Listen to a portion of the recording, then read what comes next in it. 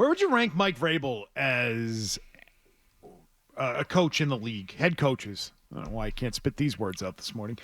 Where do you put him? Well, he didn't coach last year. He had a pretty good run in Tennessee. Didn't work out at the end. They lost a lot of games too. That thing got split up pretty quick because they were building towards being a contender for a while. I don't know. I put him top 10. I put him as a top 10 guy, I think. I don't think you get the national recognition that you're getting, and it's not just based on schedule and quarterback. It's about getting the right head coach, the right leadership, and the right staff surrounded it. I think you've got not only local respect, you've got national respect, like national pundits talking about the team, really exceeding expectations. I mean, you get 7 more wins, you're at 11. Like that's a massive turnaround. I don't know who expects that. I think that's kind of out there. Give me the 9. Give me the 9. Like that's 5 more than what you did last year. Now you're doing your job. All right, let's go down the list of NFL head coaches because I'm playing off of a Greg Rosenthal coaches draft that he compiled. Okay. NFL Daily's coaches draft. Who would you rather take as your head coach, or who would you have higher? If you I had could probably name coaches? 6 better than him right now off the top of my head. Okay, Andy Reid. Andy Reid, number 1. Sean McVay. Yep. He's up there in the top 5, yes. Dan Campbell. I wouldn't put him up there yet. You wouldn't take Dan Campbell ahead of Mike Vrabel? I would not. I'm not sure I would either. Yeah, let's see how it goes for Dan Campbell this year when his staff gets got stripped, and you lose some players. Now, to his credit, Hutchinson, he got cleared fully from that freaking leg snap, which is amazing to me. Here's the thing I would say about Dan Campbell, though. He's got a better track record of building a program than Mike Vrabel does. Dan Campbell built the program and built the team in Detroit. Mike Vrabel did not do that in Tennessee. Good front office. Mike Vrabel got worse as time went on in Tennessee. Yeah. He went in the opposite direction of how Dan Campbell has gone. Detroit, sneaky good front office. So, okay, he's in that range. Kevin O'Connell. Really good. I'd take Vrabel. I would not. In 2025, I'm taking Kevin O'Connell. I'm not taking Mike Vrabel. See what he does with JJ. Kyle Shanahan. Take him. Shanahan, even with his mismanagement at the end of games, the experience, the lineage is there. Yeah. It's there every year. Go ahead. John Harbaugh. Take Harbaugh, yes. Okay, so that's 5. Right. You would definitely take ahead of Vrabel. Sean Payton. Yeah. Yeah. Yep. There's your 6. Now you could argue, would you take Mike Tomlin at this stage ahead of him? I would. Because they at least are in the mix every year. That's 7. Jim Harbaugh. Yeah, I'm taking Jim Harbaugh. I'm taking Jim Harbaugh. Program builder. Yep. I don't know. Now we get into some of the others. Matt LaFleur. Yeah. No. Nope. Give me Vrabel. DeMeco Ryans. It's been good, but I'd rather have Vrabel. Vrabel's got more experience. Yeah. Yep. I would agree with that. Sean McDermott. I'd say he's the best in the AFC East right now, yes. McDermott ahead of Vrabel. But I think he's on the hot seat. Like, if I put Vrabel on that makes Bills sense. roster with Josh Allen, I think Vrabel's having just as much success. Yeah. Nick Sirianni. Nope. Loaded roster. I would put Howie Roseman ahead of him. That's Howie Roseman's team, okay? That's not Nick Sirianni's team. Yelling at the effing fans. All right, well, here's what they've got. They've got Mike Vrabel rated as the 18th best head coach in the NFL. That's low. Here's what I just would say based on this exercise we just did. Maybe he's not 18th best, but is he top 10? Because we routinely say, he's a top 10 coach in the league. I'm not sure he is. It's funny how we do this with quarterbacks. You end up finding out, wow, there's more quarterbacks than you think there. There are a lot of coaches we like. Yeah. And I think we might be able to have 10 that we pick. Reid, McVay, Kevin O'Connell, Kyle Shanahan, John Harbaugh, Peyton. You didn't even mention Tomlin. Sean McVay. You said McDermott. I would put McVay instead of McDermott. I'd put McVay top 3. They've got Andy Reid 1, McVay 2. Dan Campbell 3. I don't know how you put Mike McDaniel ahead of Mike Vrabel. That's embarrassing. How do you put Dan Quinn Kevin Stefanski ahead of Mike Vrabel? ahead of Mike Vrabel right now? I'll tell you why. Dan Quinn. Look at the success his team had last year overnight. He didn't step on toes. Been to a Super Bowl, too. He didn't step on any toes. That's true. That's a good point. Let Cliff Kingsbury run the offense. You handle the management of the team. You got experienced staff. I don't know, man. That kind of is what bit him when he was with Atlanta, was it not? He let Kyle Shanahan run the offense, and look how that worked out for him in the Super Bowl. So maybe put a question mark next to him. But I don't think he sucks. Oh, he doesn't suck. Pete Carroll, your guy. Pete Carroll or Mike Vrabel? I'm probably going Vrabel. Okay. Because Pete's You factor in the Pete's age. older than Bill. I think Vrabel's a little more honed in, if you know what I mean. Yeah. Yeah. So Pete's on a little bit of Pete at this stage of his career, I think, is more overseeing and on cruise control, to where he's not coming in like fire and brimstone like he was with us in the early or in the late '90s. Yeah. Like Jesus, that's 30 years ago. We had him. But if someone's putting Pete ahead of Vrabel, I don't think anyone's going, oh, my God, I can't believe you just did that. Right. And so that's why I want to say, who are the guys ahead of him? They have him at 18th. That you say, oh, my God, what the F are we doing here? And I think that might be Kevin Stefanski. Yeah, I'd agree with that. What are we doing with Kevin Stefanski? And what are we doing with Mike McDaniel? Take those two out. Ridiculous. But there's a good argument for everybody else ahead of him. Sure. Reed, McVay, Campbell, O'Connell, Kyle Shanahan, John Harbaugh, Sean Payton, Matt LaFleur, D'Amico Ryans, Tomlin, Jim Harbaugh, McDermott, Pete Carroll, Dan Quinn, Sirianni. I don't know that. Here's what I don't know. I don't know that he's a consensus top 10 guy. I think we'd have him in our top 10. We just, the They're a way little we more just biased. named it, the Yeah. guy, Yeah. we're biased. Yeah. We have him at like 8, 9, 10, somewhere in there. Is he the 18th best coach in the league? Like I said, when you sit out a year, you sort of look at it and say, what's wrong with this guy? You know what I mean? If he was such a top 10 coach, another team would have signed him. And I go to the next step here.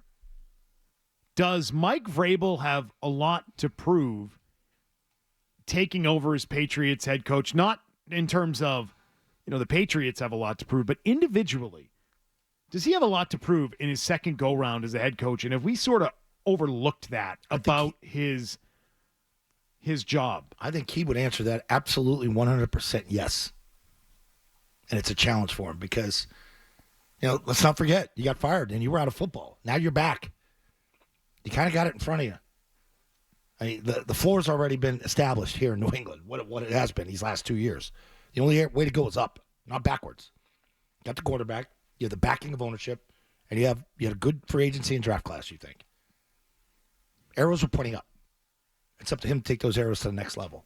That's the challenge. That's why he's in it. It should be. I still feel it from him. I still feel the, that energy. Just the attacking of it. He's ready to go.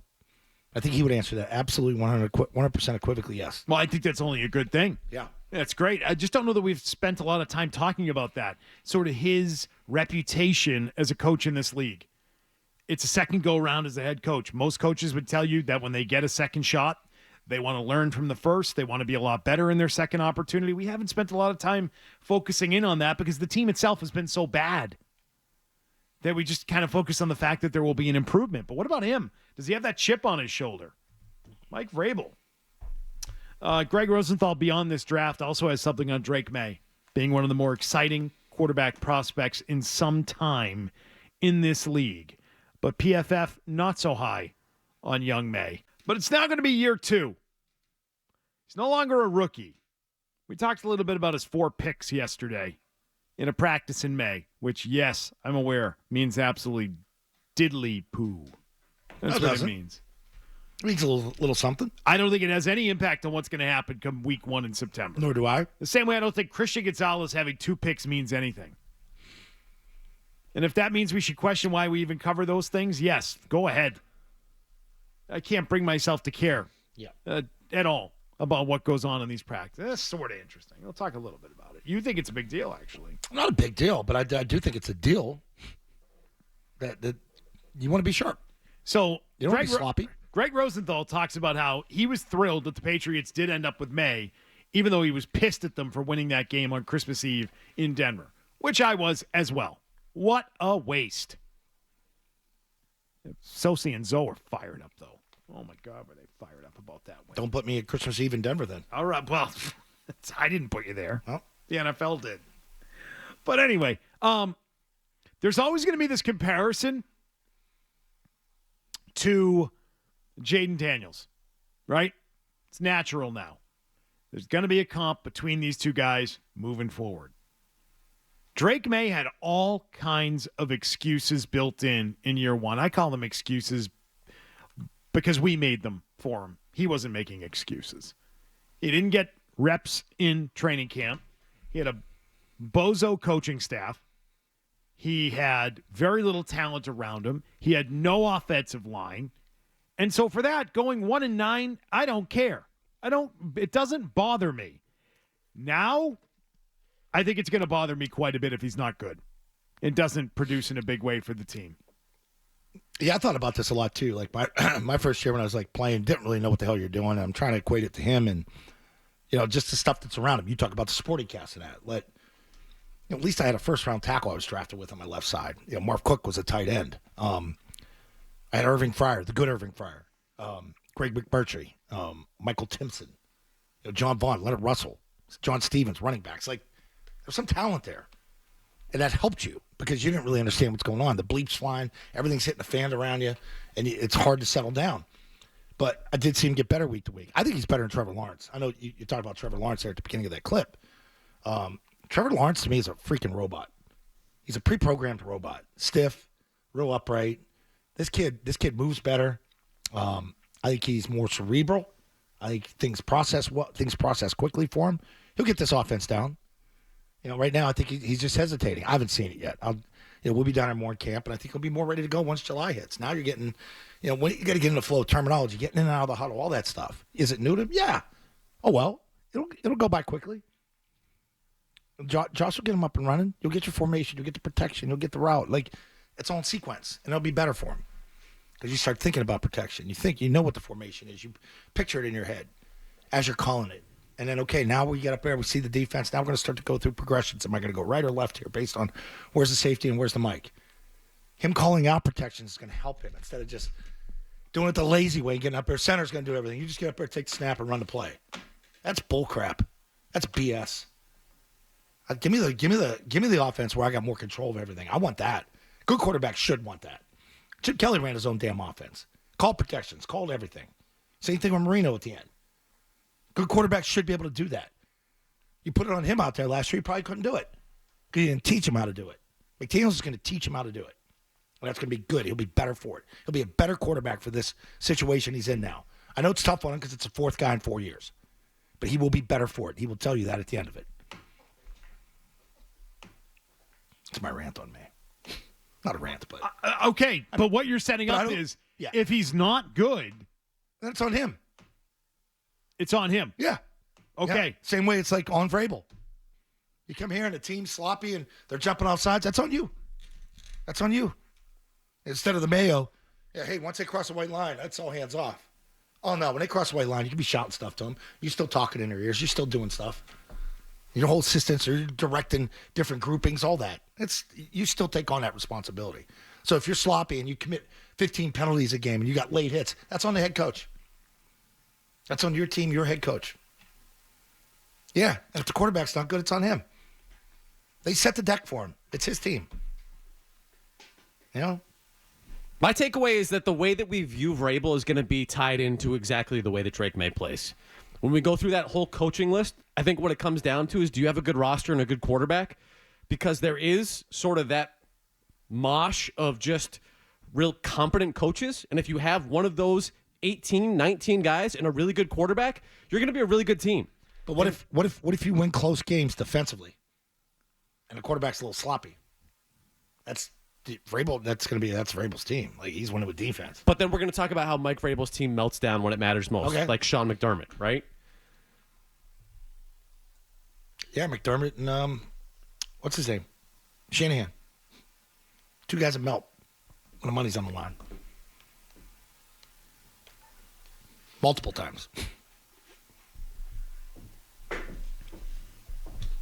So, yeah, I mean, I think there are definitely ties between the quarterback and the coach, and it's only natural. How he plays is going to be pinned on both McDaniels and Vrabel in the end. So to tie it back into what we were talking about, things to prove, Mike Vrabel also has to prove that he can win games with a quarterback, something he's never really done in his career. Win games with an offense that is not handing the ball off to Derrick Henry And I know that statistically, Tannehill had a decent amount of passing yards in some of those years in Tennessee. But let's be honest, he sucks. He blows. Yeah, Drake May is a better Yeah, has better physical abilities than Ryan Tannehill. Trevor Lawrence reminds me of Tannehill. He's a natural quarterback. Tannehill wasn't. Tannehill was a converted into a quarterback guy. That's what he was. But I look at that list, like Dayball is ranked 28th on that list. Dayball a few years ago was the NFL Coach of the Year. Yeah. So is Dayball suddenly a terrible coach and a guy that can't do it? Or does he just not have a quarterback that can actually execute what he wants to execute? Ask Daniel Jones. Right? Yeah. Yeah, ask Josh Allen if he's a better player because of Brian Daboll. He'd tell you yes. Yeah, sometimes these rankings are pretty funny. Plus the Pro Football Focus ones. Yeah. If Drake May is the quarterback we think he is and can be, Mike Vrabel is going to be a top 10 coach in the NFL. He's going to be on that list as a top 10 coach in the NFL consistently. Yeah, when you look at that list, a lot of those coaches have good quarterbacks. Reed has Mahomes. McVay has Matthew Stafford. Dan Campbell has, he has a guy that used to be McVay's guy. And has been pretty good there, though. Yeah. Give him that. Kevin O'Connell has been the quarterback whisperer with Sam Darnold last year. Kyle Shanahan has had several quarterbacks and has produced with all of them. John Harbaugh has Lamar Jackson. Sean Payton, he gets by on his reputation. I don't know that he has the quarterback, but he made the most of what he had a year ago at quarterback, right? Let's say that about him. Yeah, he's a good coach. Matt LaFleur has obviously had good quarterbacks. DeMeco Ryans has a good quarterback. Tomlin, not lately, which is what is maybe most impressive. So he's kind of an outlier on that list. Jim Harbaugh has a good quarterback. Sean McDermott has a great quarterback. Pete Carroll has had decent quarterbacks. It's kind of funny. All these top 18 guys or 18 coaches have the 18 top best quarterbacks. Dan Quinn and Sirianni certainly have quarterbacks. Stefanski does not, and I, again, would disagree with him being on the list. Mike McDaniel at least has Tua. I mean, he doesn't suck. He's got Tua. And then you get beyond that, and you say, which guy on here should be ranked higher based on who his quarterback is? And I would say Zach Taylor finishing 24th. Man, what an indictment. Yeah, that's brutal. You've got so much talent offensively, and you finish 24th on the list. And there are certainly enough Bengals fans that wish you were not the coach. Yep. I don't know how Stefanski's rated so much higher than him, too. Cleveland. Brian Callahan, Shane Steichen, Jonathan Gannon. Who the hell's Mike McDonald? You look at that and say, what? Mike McDonald had it on the list up there. Put the list back up, Fowler. Mike McDonald with the Seahawks. Yeah. He's 19. Who the hell's he? How the hell's Vrabel? Not that. My point is, how the hell's that guy one behind Mike Vrabel? McDonald was the other defensive-minded coach who got a head coaching job in 2024. Right. And was much better than Gerard Mayo. That's who he was. Okay, thank you. Much better. Big class to take. Much better coach than Gerard Mayo. Yeah. I also wonder if Vrabel would be lower on this list if he didn't take the gap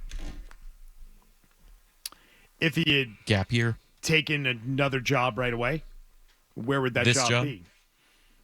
Oh, I get what you're saying. Say like he went from Tennessee last year, fired to this job. If he had taken over and was the coach last He year, might be lower on the list. I don't know. Maybe he would have been smart enough to, play the quarterback. Yeah. Maybe he wouldn't have been so afraid. Maybe he wouldn't have been listening to the front office and Elliot Wolf and those guys, who I think had plenty of influence on what they were going to do with the quarterback, which is to have a plan but not actually have a plan. A dumpster fire of a team last year. Wow, I'm glad that's over. Thank God Mike Vrabel's here to save us. Save us, Mike Vrabel. Save us. Take us to the promised land.